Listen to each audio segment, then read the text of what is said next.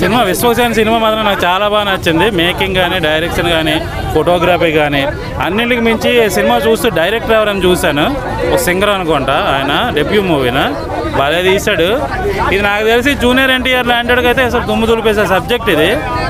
ఆ రేంజ్లో విశ్వక్సేన్ చేశాడని మాత్రం నాకు అనిపించింది. ఫస్ట్ టైము అంటే విశ్వక్సేన్ సినిమా ఈ రేంజ్లో ఉంటుందా, ఎంత పెర్ఫార్మర్ చేయగలడా అనేది మాత్రం ఈ సినిమా చూస్తూ మాత్రం అనిపించింది. కొన్ని ఫైట్స్ ఉన్నాయి, అబ్బా వీరం అసలు మామూలు మాస్ కాదు. నాకు అఖండ తర్వాత ఆ రేంజ్లో ఫైట్స్ మాత్రం బాగా నచ్చాయి. అబ్బా ఫైట్స్ మాత్రం చాలా బాగా డిజైన్ చేశారు. దానికి తగ్గట్టు విశ్వక్సేన్ మాత్రం యాక్ట్ చేశాడు. ఫైట్స్ మాత్రం చాలా అద్భుతంగా తీశారు. అంటే ఒక కొత్తగా విశ్వక్సేన్ లాంటి వ్యక్తిని పెట్టి ఇంత ఓరమాస సినిమా తీయడం అనేది మాత్రం అది మామూలు విషయం కాదు. అంటే బిఫోర్ విశ్వక్సేన్ వేరు, ఈ సినిమా తర్వాత విశ్వక్సేన్ వేరు. ఒక పెద్ద మాస్ హీరో, అంటే బేసిక్గా ఇలాంటి హీరోని చూస్తే ఒక లవ్ స్టోరీలు పనికి వచ్చే హీరోలు అన్నట్టు మనకు ఉంటుంది కదా.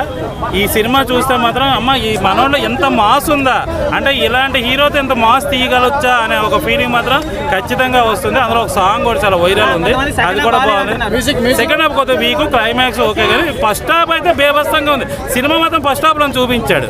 సినిమా డైలాగులు రొమాంటిక్ ఏం లేవు, కానీ అంజలి క్యారెక్టర్ చాలా బాగుంది. చాలా రోజులు మంచి క్యారెక్టర్ చేస్తుంటాను.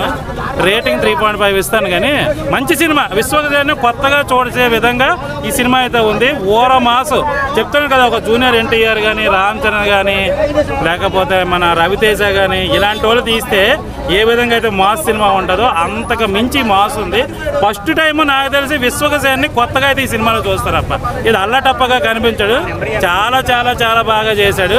ఆయన కోసం నాకు తెలిసి ఈ సినిమా తర్వాత తనకి ఫ్యాన్ ఫాలోయింగ్ మాస్లో చాలా పెరుగుతుంది మాత్రం నాకు అనిపించింది.